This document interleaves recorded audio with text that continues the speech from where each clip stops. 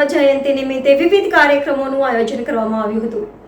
આજરોજ સિંધી સમાજના પૂજ્ય 1008 સદગુરુ ટેવરામ મહારાજના 138મા જન્મોત્સવ નિમિત્તે વારસિયા પ્રેમ પ્રકાશ ધર્મતીર્થ ખાતે વિવિધ કાર્યક્રમોનું આયોજન।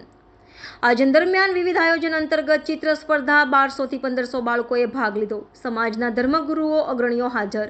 મોટી સંખ્યામાં વિદ્યાર્થીઓ વાલીઓ ઉપસ્થિત રહ્યા હતા। પરમ પૂજ્ય સતગુરુ સાંઈ ટેવરામ સાહેબનું આજે 138મી જન્મોત્સવ ઉજવવામાં આવેલ છે અને આપણા નાના બાળકોને આપણા હિન્દુ ધર્મ વિશે જાણકારી થાય અને આપણી સિંધુ સંસ્કૃતિ વિશે જાણકારી થાય, આપણા સિંધી મોટા સંતોની જાણકારી થાય એ હેતુથી એક ચિત્ર સ્પર્ધા રાખવામાં આવી છે, જેમાં 1200ની આસપાસ બાળકોએ ભાગ લીધો છે અને અત્યારે બધા બાળકો પોતપોતાના કલર ભરી રહ્યા છે।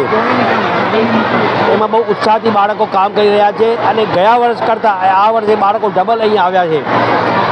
આપણે આપણા નાના બાળકોને આપણી હિન્દુ સંસ્કૃતિની જાણ થાય એ હેતુથી આ કાર્યક્રમ ઉજવવામાં આવે છે અને દર વર્ષે આ દરબારમાં આ કાર્યક્રમ અમે ઉજવાય છે।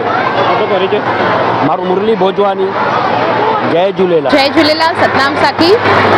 દર વર્ષની જેમ આ વર્ષે પણ સદગુરુ સ્વામી ટેવરામ મહારાજનો 138મો જન્મોત્સવ શ્રી પ્રેમ પ્રકાશ ધરમતીર્થ દરબાર વડોદરા ખાતે સ્થિત છે।